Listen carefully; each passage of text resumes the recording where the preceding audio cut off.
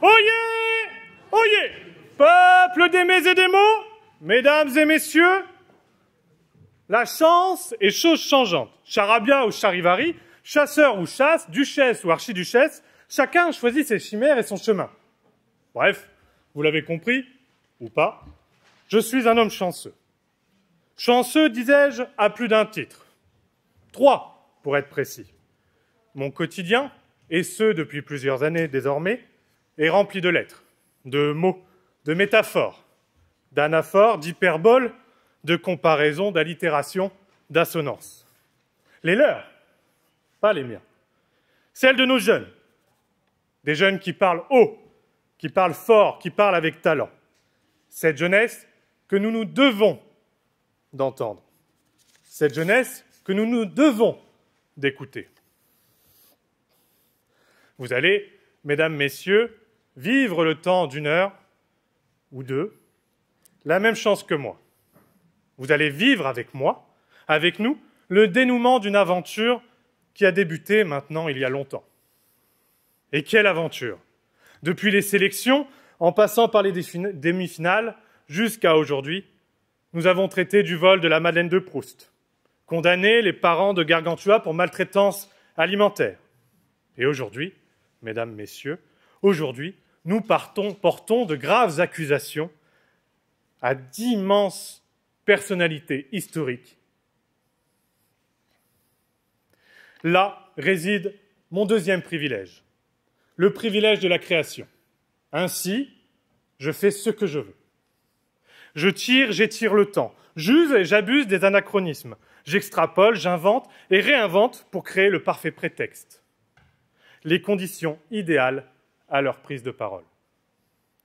Aujourd'hui donc, peuple d'Aimés et d'Émaux, vous allez assister au procès d'Antonin Carême, chef pâtissier de l'empereur, d'Alexandre Dumas, grand écrivain, et de Napoléon Bonaparte lui-même, accusés tous les trois de haute trahison envers l'Empire. Et tout cela en raison d'un fruit, d'un simple fruit, d'une recette, en raison d'un gâteau.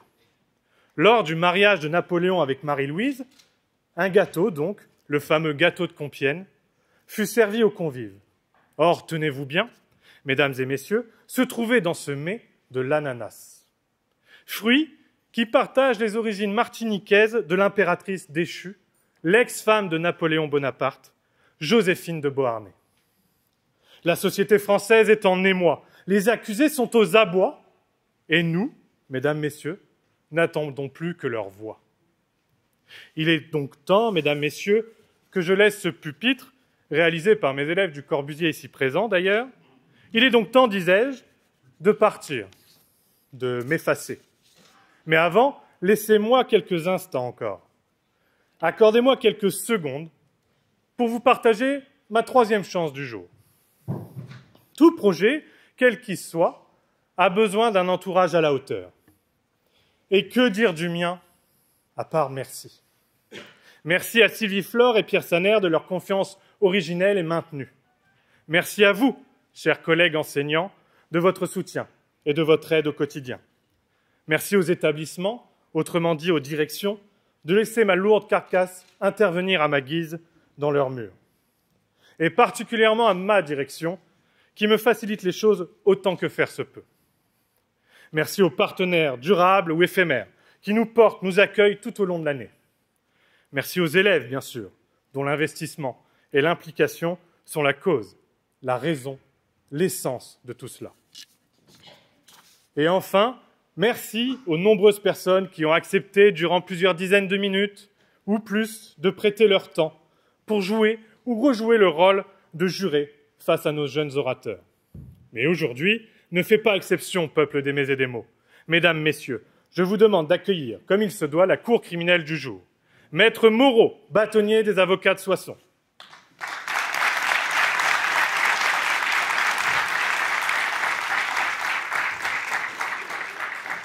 Madame Ricapé, responsable secteur N-Sud du Crédit Agricole de Nord-Est, partenaire du concours.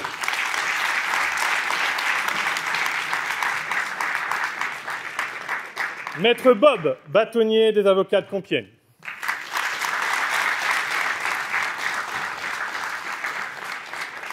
Monsieur Werner Wedgen, chef et enseignant du lycée Charles de Gaulle de Compiègne. Madame Radiguet, présidente du tribunal judiciaire de Soissons.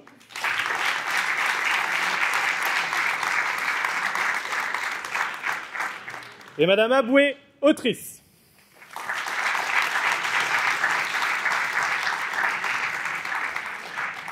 Et bien sûr, notre cher et internationalement connu désormais juge Pantoufle qui présidera cette formidable cour.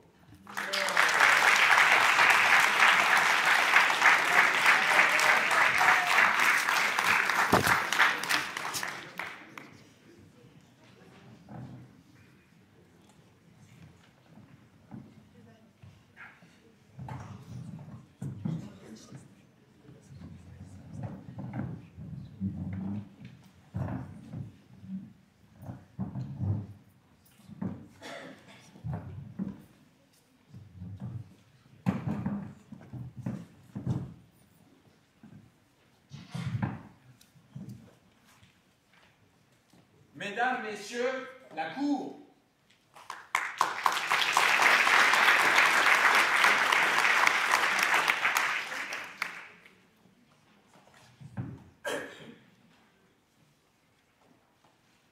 Me revoilà. Et oui, ça vous embouche un coin, hein. Calmez-vous. Bon, l'heure est grave. Il s'agit tout de même de juger un empereur. Mais quel idiot qui a eu cette idée! Mais bon, je dois faire mon devoir de toute façon. Faites entrer les accusés.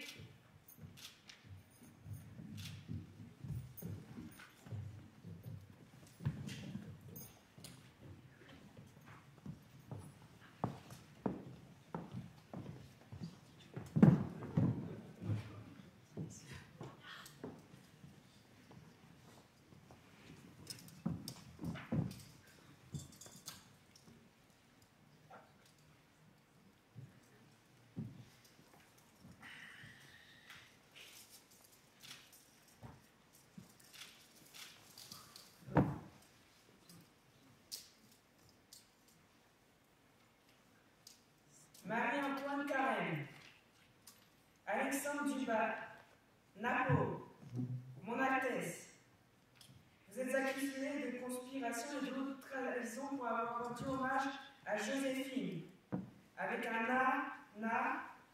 ananas. Bien, bah oui, c'est bien ce que je dis, un ananas. Nous allons commencer par entendre Marie-Antoine Carême pour son témoignage. Vous avez la parole. Honorable juge, je me tiens devant vous aujourd'hui, non comme un conspirateur, non comme un traître, mais comme ce que je suis, un cuisinier. Je ne comprends pas ce qui se passe, c'est ignoble. Depuis mon enfance, j'ai consacré ma vie à l'art de la table, à la recherche de l'harmonie des saveurs, à l'élévation du simple repas au rang de chef-d'œuvre. Je ne suis pas un conspirateur. Quand on m'a confié l'honneur de confectionner le gâteau du mariage impérial, j'ai voulu offrir ce que je savais faire de mieux, du travail, du soin et de la beauté. Je ne suis pas un conspirateur. L'ananas que l'on m'accuse d'avoir choisi avec perfidie, je l'ai cueilli comme on choisit un diamant, parce qu'il est rare, parce qu'il est précieux, parce qu'il doit briller comme brille le mariage impérial pour notre empereur. Jamais, je le jure devant Dieu et devant les hommes, jamais je n'ai songé à glisser un souvenir interdit, une allusion cachée, ou une offense au nouvel ordre de l'Empire. Je ne suis pas un homme à manier les symboles. Je manie la farine, le sucre et le feu. Je construis des palais de pâtisserie, non des complots. Si un fruit peut trahir, alors tout geste humain est suspect. Je suis cuisinier, madame, monsieur, et tout ce que j'ai fait, c'est cuisiner. Je vous remercie.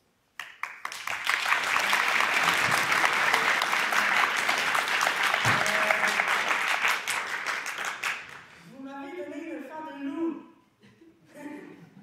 Calmez-vous.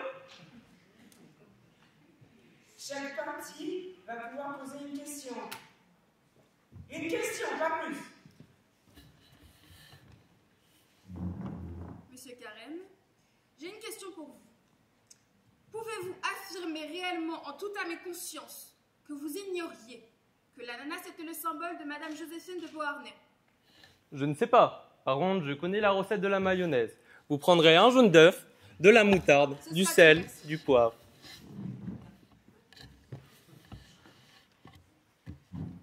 Monsieur Carême, pouvez-vous affirmer avoir réalisé le banquet et avoir été autorisé de réaliser ce banquet? Je ne sais pas. Par contre, je connais la recette de la chantilly. Vous montez 25 centilitres de crème liquide entière avec 30 g de sucre glace. Utilisez un fouet éventuellement pour avoir une texture ferme. Ajoutez éventuellement de la vanille pour parfumer. Monsieur Carême, vous êtes-vous senti menacé par Alexandre Dumas lors de votre recette du gâteau? Je ne sais pas. Par contre, je connais la recette de la crème brûlée. Vous fouettez 4 jaunes d'œufs.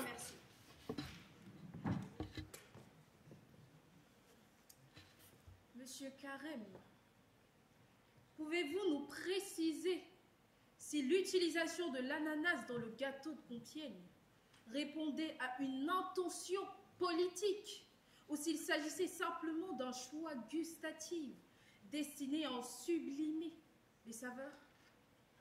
Je ne sais pas. Par contre, je connais la recette de la mousse au chocolat.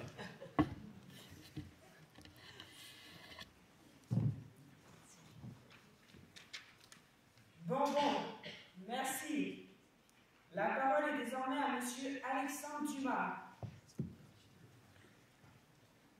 Mesdames et messieurs, monsieur le juge, monsieur le président, il était temps que l'on m'accuse enfin de quelque chose de beau, de grand, de fort, de quelque chose à mon image. Je me tiens devant vous, non en accusé, mais en homme de lettres, en architecte des mots et des lettres, en sculpteur de récits et de recettes. On m'accuse, moi, Alexandre Dumas, grand auteur, d'avoir inspiré un gâteau. Soit, qui n'ai-je pas inspiré dans cette salle? Mais aussi, et surtout, que l'on m'accuse d'avoir inspiré des passions, des révolutions et des rêves, car telle est la puissance de ma plume. L'ananas, qui est un fruit exotique, symbole de luxe et de raffinement, aurait été une offense. Mais n'est-ce pas là une interprétation bien étroite? Le sucre serait-il devenu subversif? Le parfum provocateur? Le fructose ferait-il vaciller l'Empire de France? Je vous le demande. Peut-on condamner un écrivain pour avoir célébré la beauté d'un fruit, pour avoir évoqué dans un toast la mémoire d'une impératrice déchue? Alors si tel est le cas, alors il faut brûler mes livres, il faut effacer mes mots, et il faut condamner l'imagination elle-même. La postérité n'en retiendra d'autant plus mon nom. Ah, qu'ils remballent leurs textes, Hugo et son exil, Proust et son Goncourt. Dumas condamné pour trahison, et après cela, rien. Alors je vous le dis, je suis coupable. Oui, coupable d'avoir une langue bien pendue, une plume acérée et un appétit insatiable pour la vérité. Alors si je suis un criminel, alors je suis fier de l'être. Condamnez-moi! Bien, passons à la suite. Chaque partie pose sa question et qu'on en finisse. Monsieur Dumas, pouvez-vous affirmer que votre manifeste a toute connotation politique, oui ou non? Cela ne m'intéresse aucunement. Avez-vous lu mon livre Le Comte de Monte Cristo? C'est l'histoire d'un jeune marin trahi. Merci beaucoup. Monsieur Dumas, avez-vous, avant ce procès, quelconque relation avec Antonin Carême? Cela ne m'intéresse aucunement. Avez-vous lu mon livre Les Trois Mousquetaires? C'est l'histoire du jeune d'Artagnan qui se joint à trois mousquetaires du roi, Athos, Porthos et Aramis, pour vivre des aventures pleines de duels, de complots au service de la couronne. Formidable! Monsieur Dumas, je n'ai aucune question pour vous. Bien. Monsieur Dumas, dans votre quête de succès littéraire, avez-vous, d'une manière ou d'une autre, influencé le pâtissier Monsieur Carême à utiliser de l'ananas dans ses créations, dans le but, avoué ou non, de porter atteinte à l'image de l'empereur Napoléon? Cela ne m'intéresse aucunement. Je vous remercie.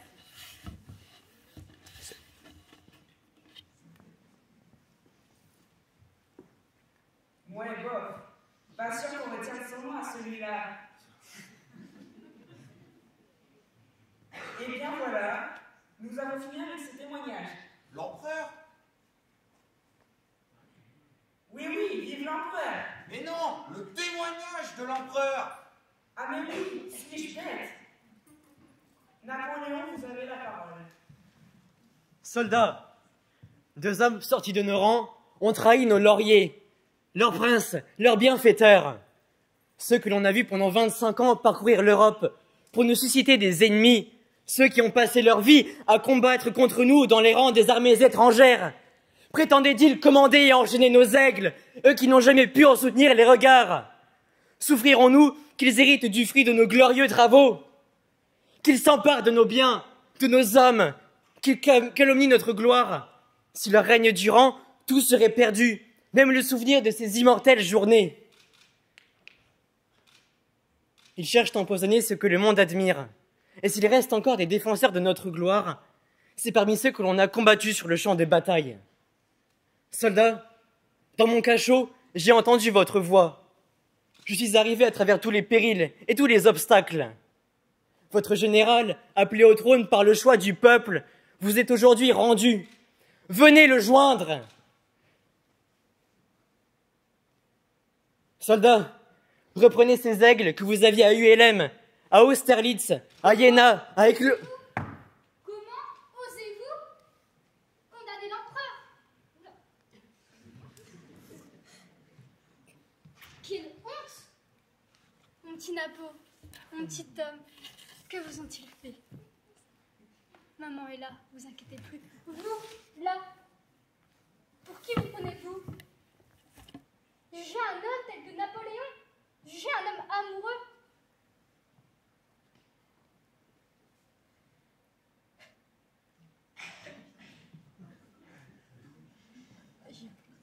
On part. Non. Vous n'avez jamais connu le cours d'une femme. Je suis le tumulte et la fureur. Je suis le fracas et le bruit. Des mois que j'attends cela. Des mois que j'attends enfin qu'il change d'avis. Et il le fait de la plus belle des façons. Et vous, vous l'accusez de trahison? Je suis l'Empire français. Je suis Joséphine de Beauharnais.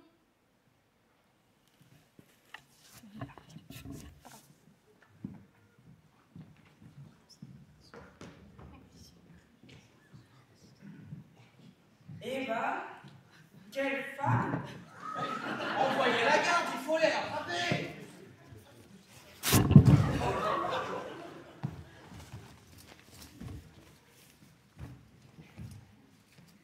Bon, on verra ça plus tard. Continuons, je vous prie.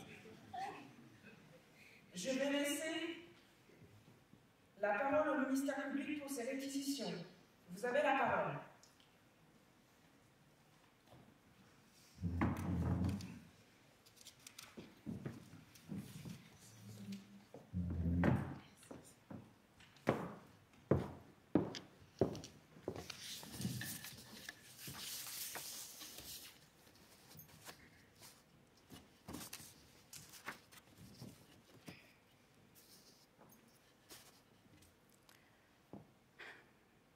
Monsieur le Président, Mesdames et Messieurs les jurés, en cette belle journée ensoleillée, j'entends déjà vos éparses pensées. Qu'un fruit nous mène ici, qu'un simple ananas convoque la justice, l'histoire et l'âme de l'Empire. Voilà le prodige, voilà le crime, voilà l'offense, voilà la morsure. Je suis au grand regret de devoir vous annoncer, honorables membres de cette cour, une bien triste nouvelle. Une trahison, présentée en tranches dorées, pochée au sirop d'abricot et disposée en couronne sur une brioche aérienne, reste une trahison. Le sucre ne masque point l'amertume de la faute. Je le répète, le sucre ne masque point l'amertume de la faute. Laissez-moi donc vous narrer les faits, afin que vous puissiez réaliser à quel point la symbolique même de notre chère France a été bafouée, piétinée et moquée à travers un simple banquet. Une mémoire est revenue au château de Compiègne. Une mémoire, que dis-je, la mémoire est revenue hantée, décrédibilisée, déstabilisée. L'effacer, la répudier, ose se présenter face à la nouvelle dulcinée. se présentant non pas en majesté, mais en tranches d'ananas, et offerte aux lèvres de l'Empire tout entier. Mesdames et messieurs les jurés, le hasard n'a point sa place dans une cour. Ainsi, ne me servez pas le prétexte de la pâtisserie innocente. Ne me servez pas le prétexte du cuisinier apolitique, de l'écrivain inspiré ou du souverain distrait. Ne me parlez pas de goût, je vous parle de symboles. Ne me parlez point de gastronomie, je vous parle ici d'ignominie. Antonin Carême, que l'on surnomme l'architecte du sucré, s'est fait ici l'architecte du sabotage. Il a bâti un monument moelleux à la mémoire de l'ex-impératrice, en pleine fête d'un nouveau règne. Il a levé sa patte, comme on lève une provocation, 3 fois. 3 fois la patte comme 3 fois l'affront. À la cour française, à l'Autriche, à l'histoire, qui ose ainsi torturer notre patrimoine. Et qui souffle cette inspiration, qui vient ajouter le bois sur les braises des souvenirs. Alexandre Dumas, le bavard magnifique, plutôt l'écrivain pyromane. Ce n'est pas un chroniqueur, c'est un incendiaire. Il transforme la pâte en pamphlet. Il fait de la brioche une bombe. Il compare le gâteau à une tragédie et il l'affirme lui-même. L'ananas est plus qu'un fruit. C'est Joséphine. Que dire désormais de l'empereur? L'homme réputé intransigeant, soudain aveuglé devant un fruit. Aveugle, me dit-on? Non. Non, car il a souri. Il savait, il s'est souvenu. Il a mordu l'interdit, il a mordu le fruit. Joséphine cultivait cet ananas dans les serres de Malmaison. Et vous voudriez que nous croyions à l'ignorance de celui qui commandait même la température de ces serres? Vous voudriez que l'empereur de l'ordre ne sache ce qu'il mange? C'était un sabotage, une infraction, un crime. Oui, un crime. Cher juré, je me dois de le répéter, car il semble que ce terme résonne creux pour certains accusés assis pourtant aussi près et conscients de leurs propres faits. Un crime, C-R-I-M-E, d'après l'article 413 du Code pénal impérial, est déclaré crime de haute trahison, tout acte consistant à introduire, dissimuler ou servir, dans le cadre d'une cérémonie impériale, un aliment dont l'origine, la symbolique ou l'association historique évoque un régime aboli, une dynastie déchue ou une personne disgraciée par décret impérial. Dois-je continuer? Le crime est constitué lorsque l'acte a été commis lors d'un mariage impérial, dans une résidence de la couronne ou à l'occasion d'un banquet officiel convoqué par décret impérial. Mesdames et messieurs, je le répète, dois-je continuer? Lorsque le mets incriminé contient une denrée provenant d'un territoire lié à un ancien consort impérial et que la dite denrée est présentée comme ornement ou ingrédient principal, la trahison est réputée aggravée. Aggravée. Rien n'est plus incriminant. Ici, l'ananas est poché, tranché, disposé, omniprésent sous toutes ses formes. Il est l'ingrédient principal. L'accusation me paraît ainsi vérifiée et toute défense intentée semblerait caduque et vide de sens. Ce procès n'est pas culinaire. Il est impérial, il est politique, il est mémorial, il est indispensable. Les journaux se questionnent avec une interrogation commune. Peut-on trahir la patrie avec un fruit? À cela, je me contenterai de répondre que si cela n'était pas le cas, nous ne serions pas présents dans cette cour. Alors oui, je demande la peine, la vraie, la forte. Dura lex, sed lex. La loi est dure, mais c'est la loi. Il est donc indispensable de se rappeler qu'on ne joue pas avec les symboles de la France. On ne joue pas avec les symboles de la France. Je le dis devant vous, avec la gravité qui m'incombe en tant que procureur et que requiert cette salle. Écoutez farouchement les plaidoiries des avocats ici présents. Peut-être y saurez-vous repérer la perfidie du mensonge de chacun de leurs clients. C'est avec la même gravité que je requiers donc contre Carême la dégradation de tous ses titres impériaux, contre Dumas l'interdiction de publier sur tout sujet culinaire pour une durée minimale de 10 ans, et contre l'empereur lui-même, qu'il soit rappelé qu'un souverain n'est pas au-dessus de la symbolique qu'il incarne. Dans une dernière requête, chers et illustres jurés, Monsieur le Président, je vous en conjure, que justice soit faite, même si cette justice doit se faire au détriment d'une douceur quelque peu illusoire. Merci.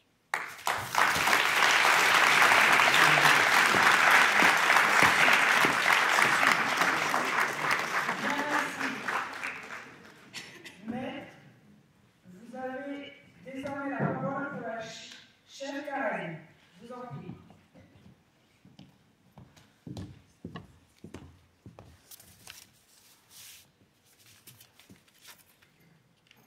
Mesdames et messieurs les jurés, membres de la Cour, Monsieur le Président, nobles convives de la langue et du goût, il est des procès où l'on juge moins un homme qu'une époque, moins un geste qu'une mémoire.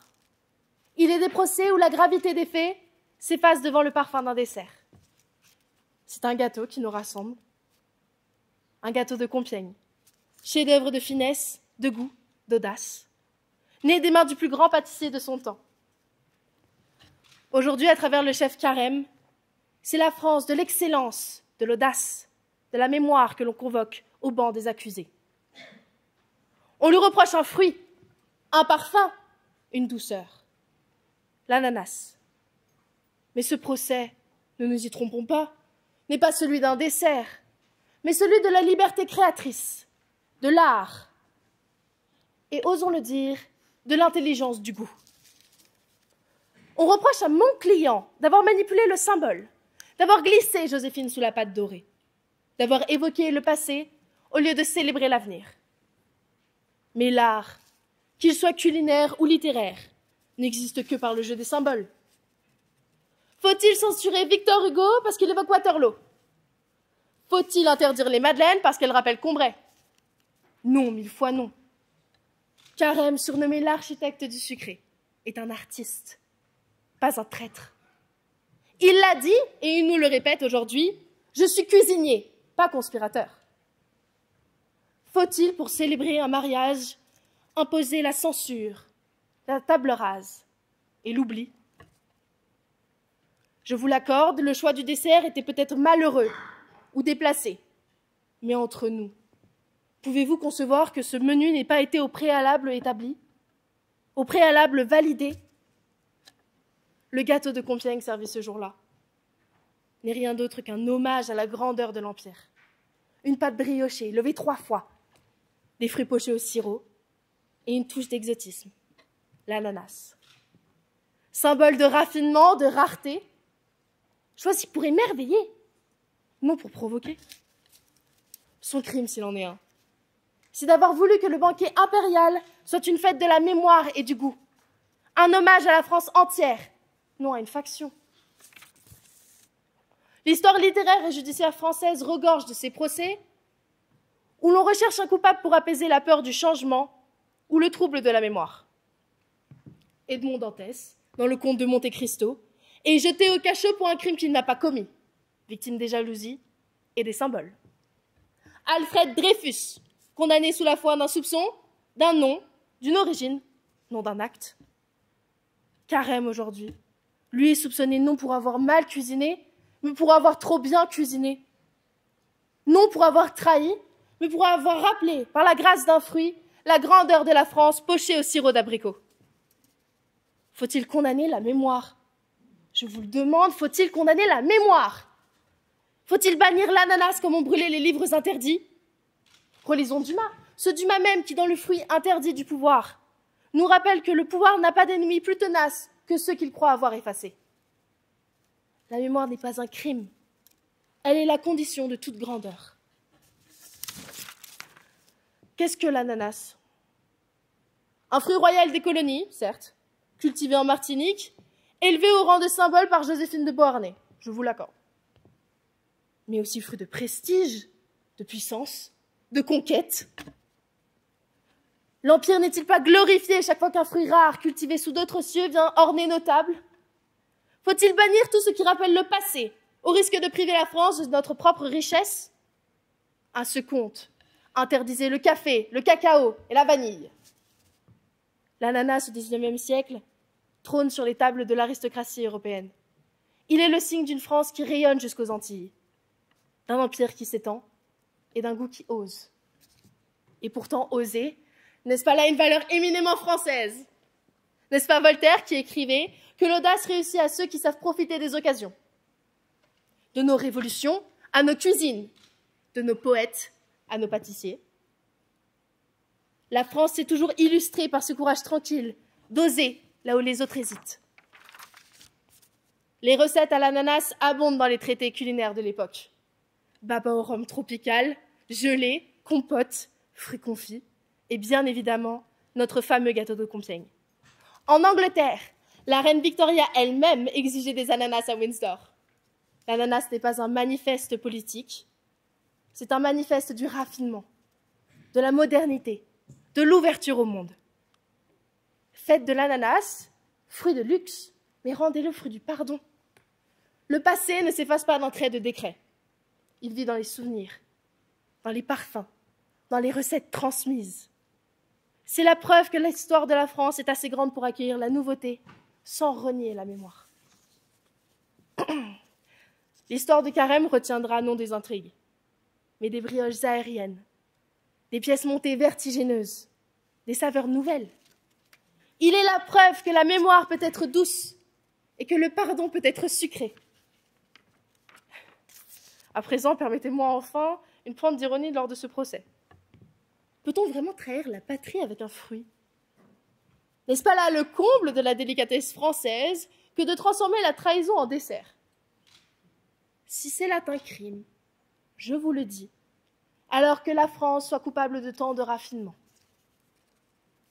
Alexandre Dumas, lors de votre interrogatoire, vous l'avez dit vous-même avec panache. Achille avait son talon, César son couteau, Napoléon son ananas. Ce fruit est le glaive doux qui tranche l'histoire d'un empire. Mais le glaive ici ne verse que du sirop, et la blessure qu'il inflige n'est qu'un frisson de plaisir sur la langue.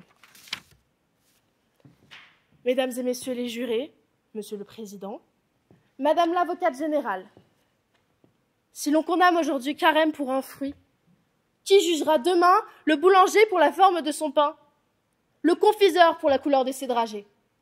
Je vous en prie, ne faites pas de la cuisine un instrument de suspicion. Mon client a fait ce qu'il sait faire de mieux. Sublimer les produits de l'Empire, offrir au palais impérial un chef-d'œuvre de goût et d'élégance.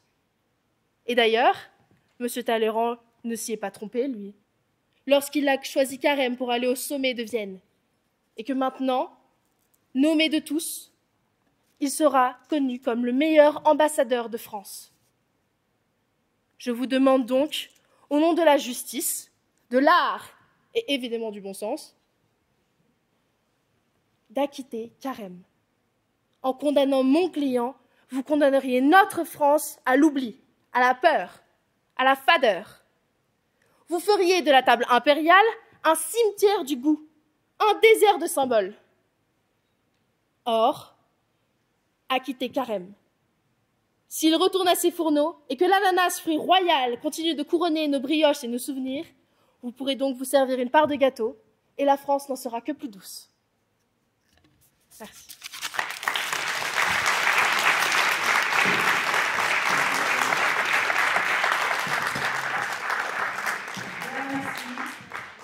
La parole est désormais à vous, maître, pour la défense de Dumas.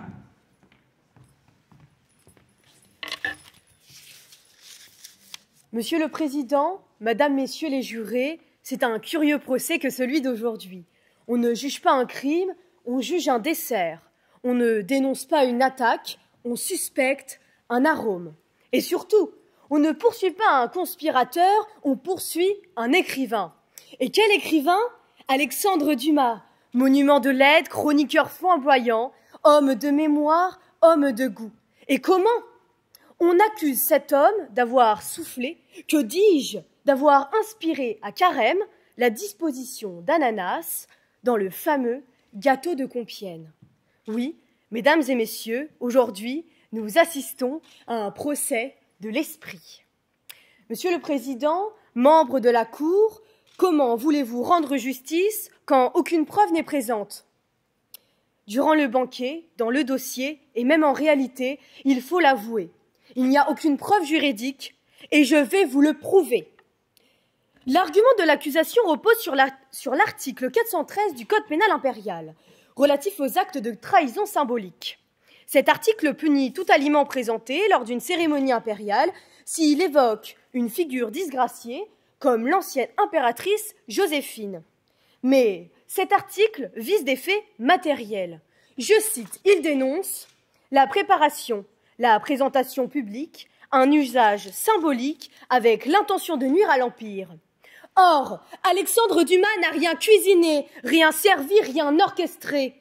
Il n'a pas participé ni au menu, ni au service, ni même au complot. Il le dit lui-même. Je suis le vent qui traverse les fourneaux, la muse des marmites. Cela prouve bel et bien aucune mise en action de la part de notre écrivain dans l'élaboration de cette affreuse trahison. Il a simplement un esprit virevoltant et il a déclaré son innocence avec poésie. De surcroît, mesdames et messieurs, la complicité intellectuelle dont on l'accuse suppose une intention, une coordination, une volonté de nuire. Or, Alexandre Dumas a simplement écrit un texte après les faits. Je le répète, Alexandre Dumas a simplement écrit un texte après les faits qu'il a intitulé « Le fruit interdit du pouvoir ». C'est une publication clandestine, sans diffusion publique à grande échelle. Alors, posons-nous la vraie question. Peut-on condamner une idée, une métaphore, un souvenir? Non, mesdames et messieurs, le droit juge des actes, pas des inspirations. Et ici, il n'y a pas d'actes ni preuves. Monsieur le Président, mesdames, messieurs les jurés, un détail essentiel est révélé. Alexandre Dumas n'est pas un conspirateur, mais un chroniqueur. Et que fait un chroniqueur? Eh bien, il observe, il interprète, puis il écrit. Alors, face à un banquet impérial, face à un gâteau orné d'ananas, ce fruit rare, ce fruit colonial, fruit de la Martinique, il s'est interrogé. Comme tout esprit cultivé, il a vu dans ce fruit un symbole. Il aperçut peut-être la présence fantomatique de l'impératrice Joséphine, mais il l'a dit avec poésie. Ce jour-là, Joséphine fut présente, pas en robe d'apparat, mais en fruits, en odeur, en morsure. Est-ce là un acte contre l'Empire? Non, c'est une lecture, une mémoire, une œuvre de l'esprit. Et même si certains jugent cette parole déplacée, rappelons-le, oui, rappelons-le, que la liberté d'expression, même sous l'Empire, ne saurait être bannie au nom du confort politique. Car la mémoire, mesdames et messieurs, la mémoire est la première victime de toutes les dictatures. Et le premier devoir des écrivains est de la maintenir vivante. Chers membres de la Cour, vous l'avez compris, Alexandre Dumas est innocent et il n'avait pas besoin de moi, car il n'aurait pas dû être ici. Mais une coïncidence se repère et aujourd'hui, il était nécessaire de rappeler que la mémoire doit être liberté. Alors, Monsieur le Président, si vous décidez de condamner mon client, vous déciderez aussi de condamner la mémoire. Mon client a simplement évoqué, rappelé, remémoré l'ancienne histoire. Il n'a en aucun cas défié l'Empire. Il a simplement rappelé que l'histoire laisse des traces dans les esprits, dans les goûts, dans les souvenirs, et même qu'un fruit peut raviver la mémoire. Alors, peut-on vraiment condamner un homme pour avoir levé son verre à la mémoire du goût? Si la simple évocation d'un parfum devient une offense, alors il faudrait bannir les poèmes, museler les chansons et interdire les livres de cuisine. Et puisque même l'empereur l'a déclaré, c'est un fruit, rien de plus. Alors je vous le demande, une fois, deux fois, trois fois, si l'empereur ne condamne pas, pourquoi ce tribunal le ferait-il? Monsieur le Président, mesdames, messieurs les jurés, Alexandre Dumas n'a pas préparé ce gâteau, il ne l'a pas commandé, il ne l'a pas servi. Il l'a goûté, puis il l'a écrit. Il n'a pas trahi, il a pensé, il a senti, il a ressenti. Et parce qu'il a vu dans ce fruit la trace d'un ancien amour, parce qu'il a su mettre des mots là où d'autres baissaient les yeux, On voudrait aujourd'hui le bannir des cercles des écrivains? Non, mesdames et messieurs, cela ne peut être. On ne peut pas juger la liberté de penser comme un crime. On ne peut pas punir la mémoire comme un poison. Et surtout, on ne peut pas condamner Alexandre Dumas pour avoir été Dumas. Je vous le demande donc honnêtement. Rendez à la littérature sa liberté, rendez à l'histoire sa complexité et rendez à Dumas son honneur. Merci.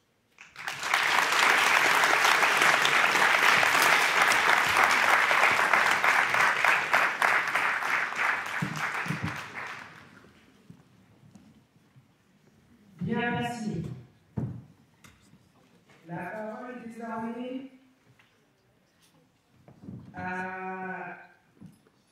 est désormais à vous, maître, qui représentez notre empereur.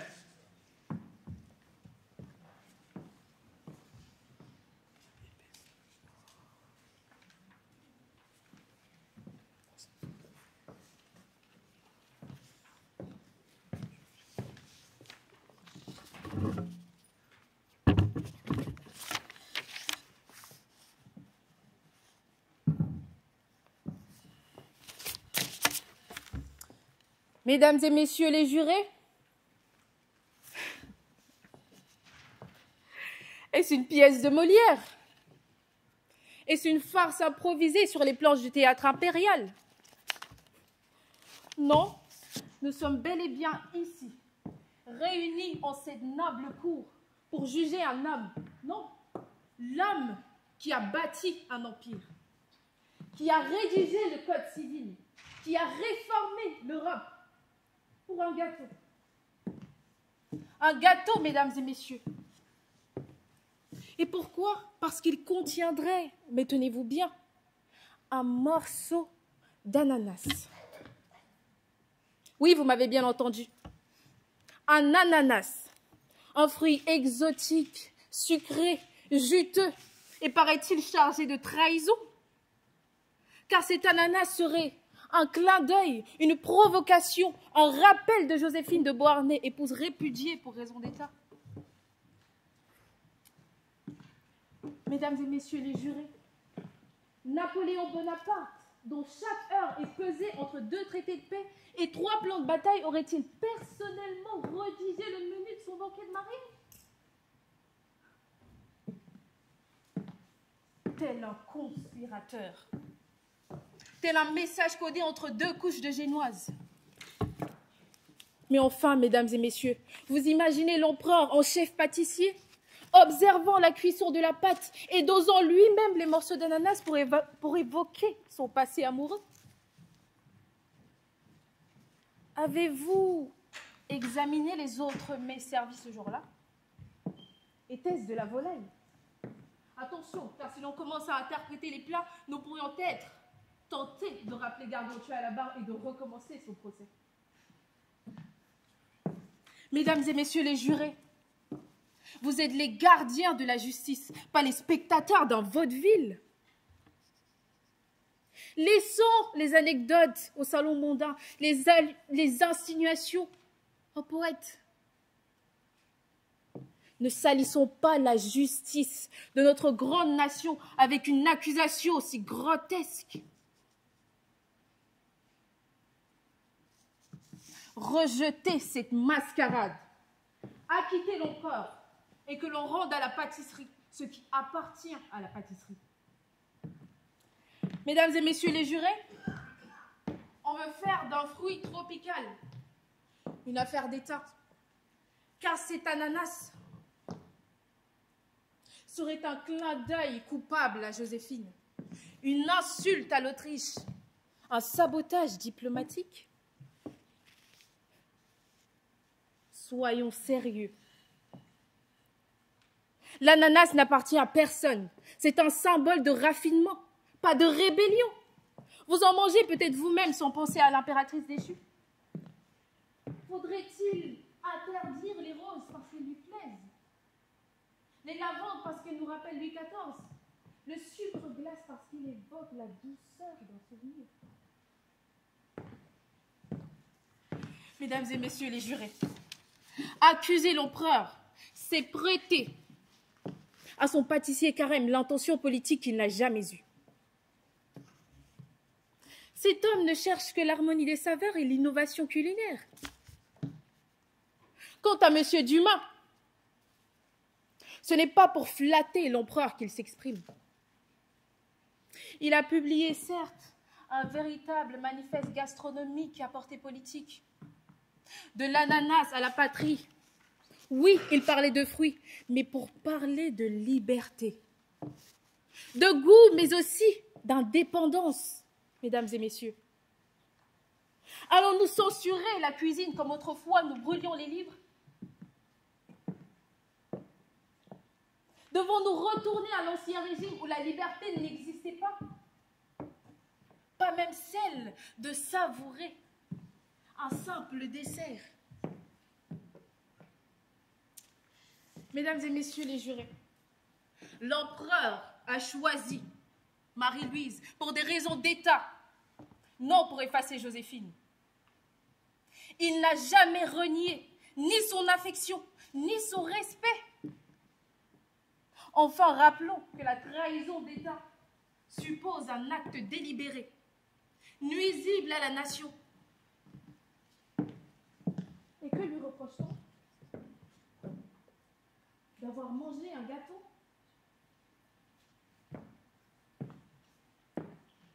On lui reproche une intention. Où est l'intention? Où est le tort? La France, mesdames et messieurs, ne chancellera pas pour un dessert, pour une pâtisserie. L'Empire ne s'effondre pas sous le poids d'un fruit exotique. Mesdames et messieurs les jurés, les faits. Ah, les faits.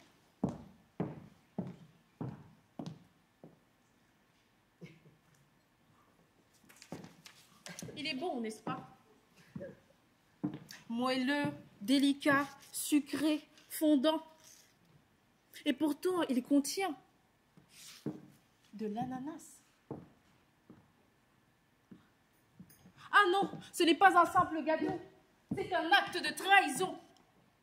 Oui, mesdames et messieurs, c'est un attentat à l'Empire à cause d'un fruit exotique.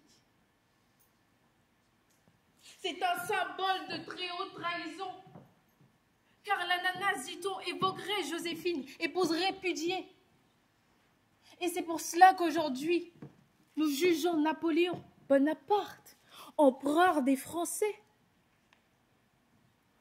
Mesdames et messieurs les jurés, allons-nous vraiment condamner un homme pour un gâteau? Un soupçon, une rumeur, une interprétation? Il aurait pu faire taire cette rumeur. Il aurait pu étouffer ce procès. Mais non, il est là, calme, digne. Pourquoi? Parce qu'il n'a rien à cacher. Parce que le souvenir, mesdames et messieurs, ce n'est pas un crime. Mesdames et messieurs, c'est un dessert. Et le seul crime ici, ce serait de le juger pour cela. À vous de juger. Mesdames et messieurs les jurés, l'affaire qui nous rassemble aujourd'hui dépasse à bien des égards les limites du raisonnable. On accuse Napoléon Bonaparte, empereur des Français, stratège redouté, législateur infatigable, d'avoir glissé dans le repas de noces une allusion dissimulée dans un gâteau à l'ananas. Oui, il a quitté Joséphine. Oui, il a épousé Marie-Louise. Mais non, messieurs, il n'a pas trahi la France. Voici donc le crime. Un ananas, un fruit exotique cultivé avec soin dans les serres impériales. Un mets raffiné, un dessert de mariage. Et vous voudriez y voir un pamphlet politique? Un acte de trahison, un hommage caché à Joséphine. Messieurs les jurés, soyons sérieux. Soyons sérieux. L'ananas n'est pas un manifeste. Mais il y a encore plus grave. Car derrière cette farce judiciaire, il y a une volonté sournoise, basse, politique, celle d'humilier l'empereur. Souhaitez-vous qu'on revienne à l'ancien régime, qu'on le décapite pour un fruit? Non? Alors pourquoi ce procès?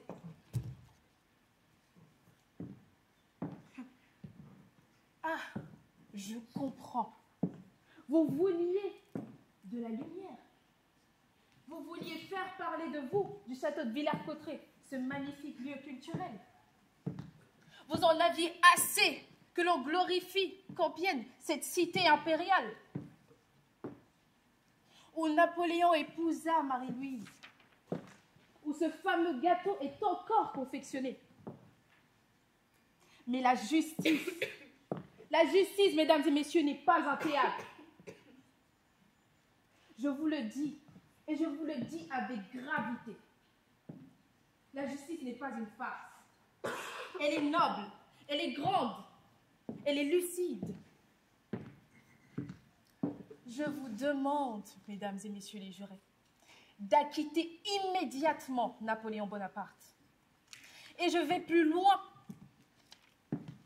Des excuses, oui, des excuses de la justice doivent être formulées envers lui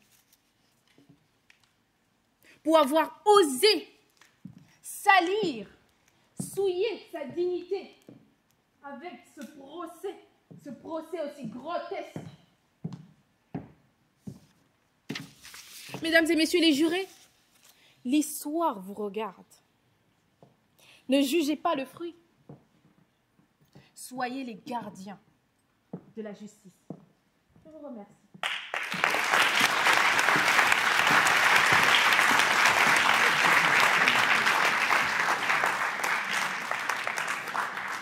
Bien.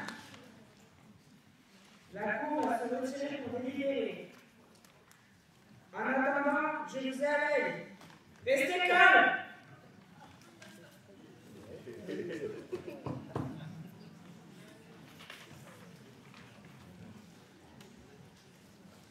L'audience est suspendue. La cour se lève, on se lève. Madame la Présidente.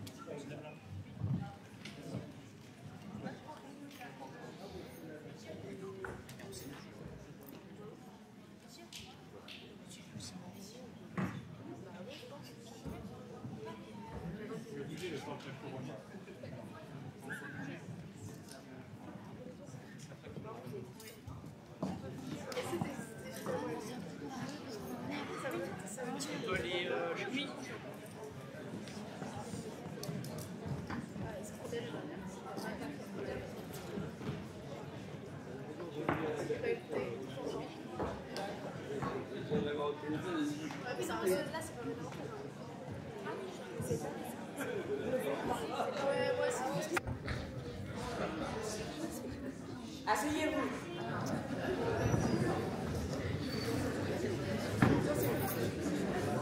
L'audience est reprise. Bien, la Cour déclare la chef Carême coupable des faits qui lui sont reprochés et la condamne à abandonner ses fourneaux et à devenir serveur.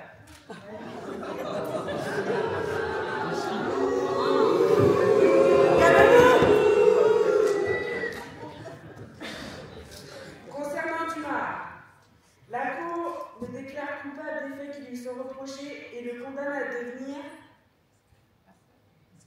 scribe officiel de l'empereur. D'ailleurs, avec l'abdiction de Napoléon du trône de l'Empire, je déclare, moi, juge Pantoufle, nouvel empereur des Français.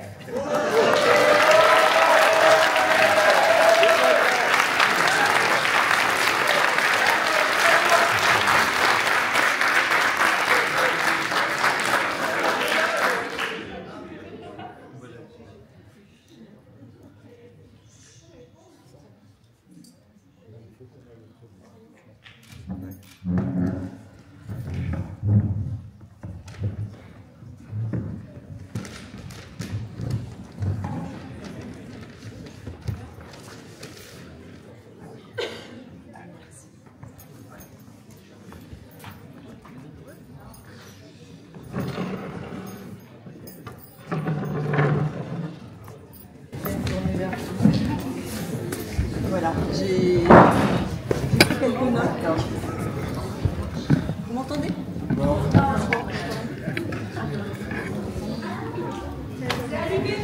Allô, allô. C'est bon. Alors j'ai pris quelques notes rapides. Faut pas être tout près. Tout près. J'ai pris quelques notes. Rapidement.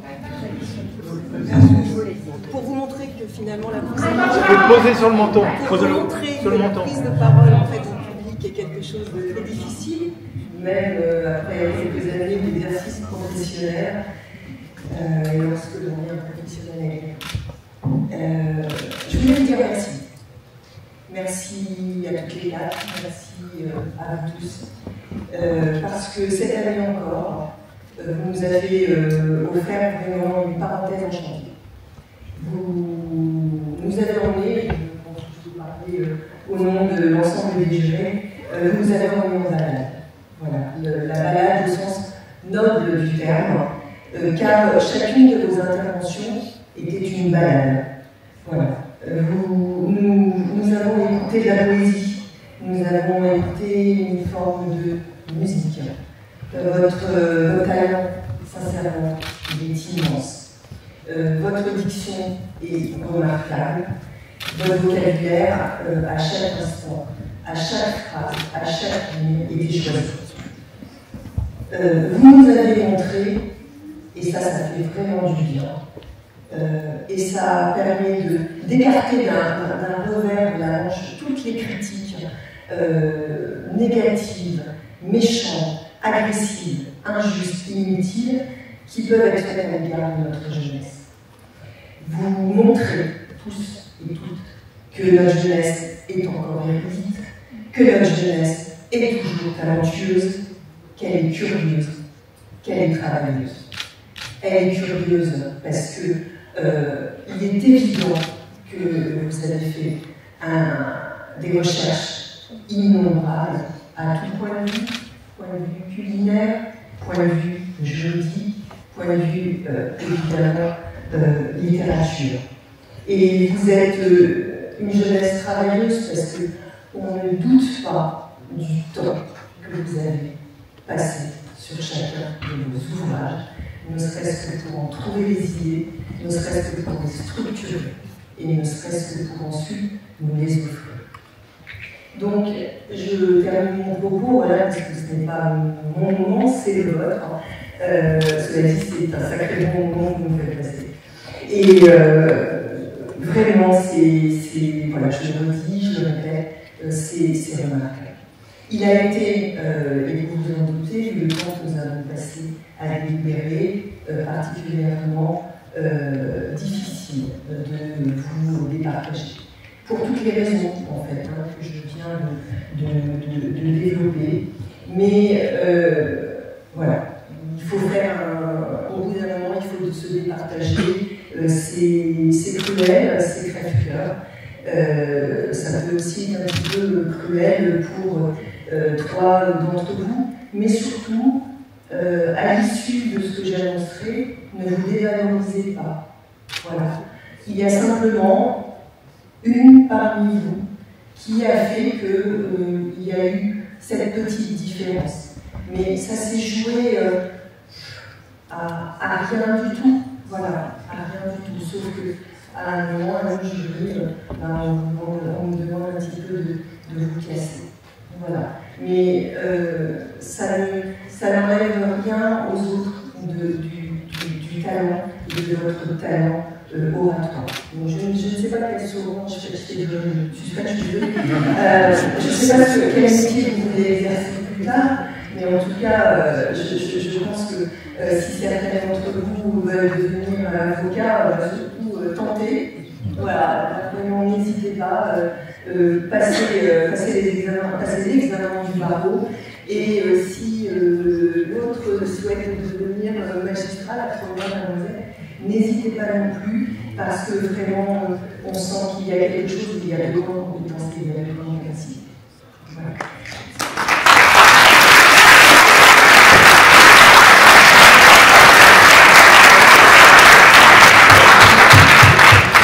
Alors, après avoir vraiment délibéré, ça a été un vrai combat, chacun d'entre nous a amené des arguments, des contre-arguments. arguments, c'est ça en fait, qui est aussi la richesse d'une délibération. Nous avons décidé que remporterait en fait ce concours d'éloquence l'avocat de la défense d'Alexandre Dumas.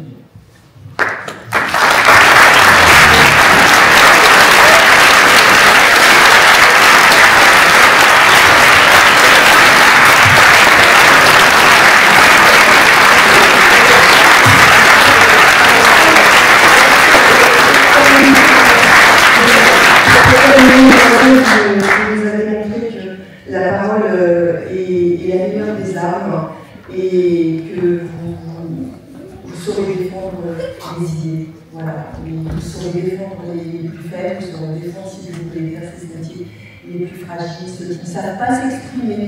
Voilà, et là on peut dire qu'ils seront vraiment trop de bonnes mains. Donc bravo.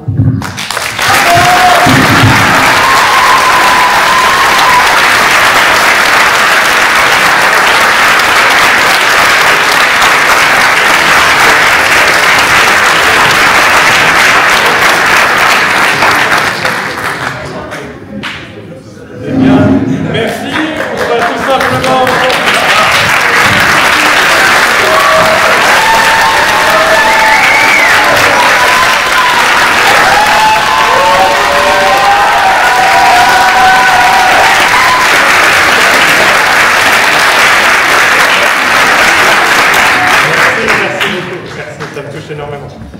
On va remettre les lots maintenant. On va commencer par le premier prix. Et puis ensuite, on enchaînera comme ça. Je laisse la parole à M. Saner. Merci, mademoiselle. Si vous voulez bien venir, on va vous remettre le premier prix qui va être remis par Valérie Ricapé, qui est directrice de secteur du Crédit Agricole Nord-Est, n'est-ce pas? Encore félicitations, mademoiselle, au nom du Festival des mots, la Cité internationale de la langue française, pour ce très beau concours d'éloquence brillamment remporté. Nous aurons un mot aussi pour les déçus, j'imagine. Mais bravo à tous les quatre. Bravo à Amélie Flamand. Bravo.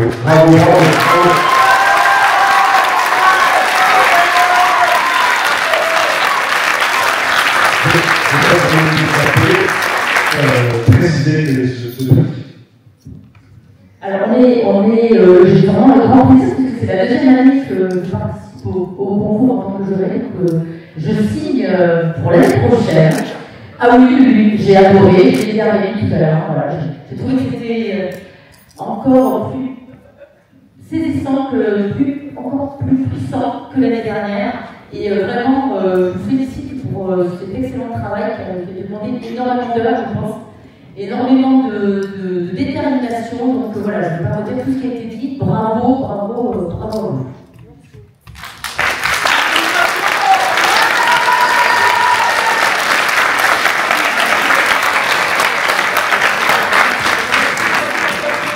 Alors, je ne dis pas bravo que pour vous, Madison, parce que pour toutes les trois autres, ça a été aussi un excellent travail, et il y a aussi un cadeau pour vous, donc je vous donne évidemment de chercher, parce que c'est un peu encombrant.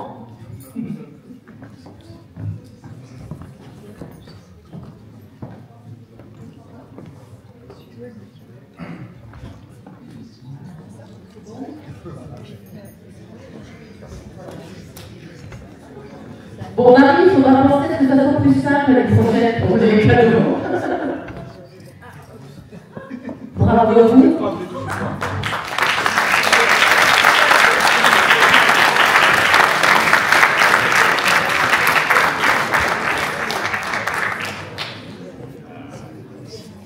Voilà, mais c'est parfait, voilà. Bravo à tous les quatre.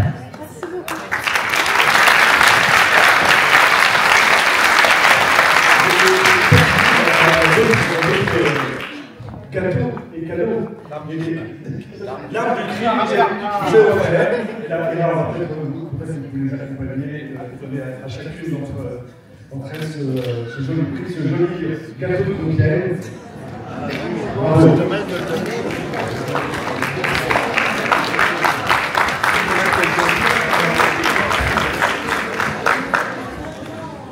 C'est presque Noël maintenant, puisque vous allez avoir un autre cadeau. Et celui-ci, j'espère, qui est offert par la marraine du festival, Marie-Louise Laboué, et c'est non seulement un cadeau, mais c'est aussi un cadeau qui va durer, j'espère, parce qu'il y a quelques recettes, avec l'ananas certainement aussi. Un mot. Quel est fan?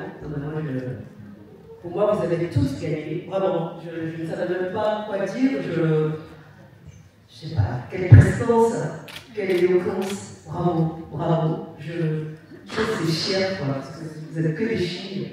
Les garçons aussi, bravo.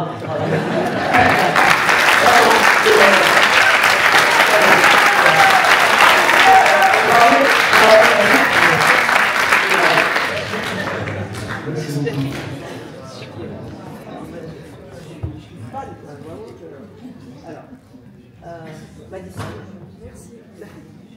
C'est dédicacé, donc. Tu laisses.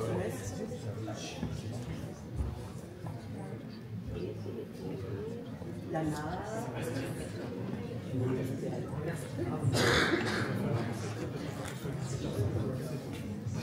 Allez, on s'active et on va faire une photo de l'ensemble des participants. Si vous voulez bien juste venir juste devant.